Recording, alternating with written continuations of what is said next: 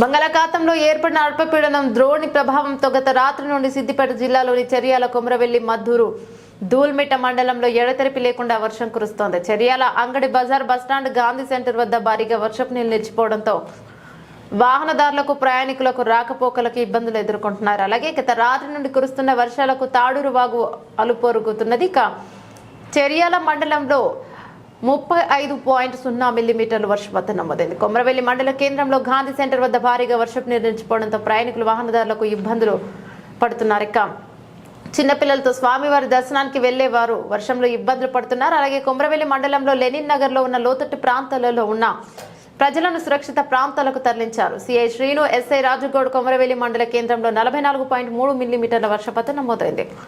మద్దూరు దుల్మిట్ట మండలంలోని పలు చెరువులు కుంటలను భారీగా వర్షపు నీరు చేరి నిండుకుండలా మారుతున్నాయి. దుల్మిట్ట మండలంలోని లింగాపూర్ చెక్ డ్యాం నుండి అలుగు పారుతుంది. మోయెత్తన్మద వాగులో వర్షపు నీరు చేరడంతో జల కలను సంతరించుకుంది. మద్దూరులో 74.5 మిల్లీమీటర్లు, దుల్మిట్ట 68.3 మిల్లీమీటర్ల వర్షపాతం నమోదైనట్లు రెవెన్యూ అధికారులు తెలిపారు.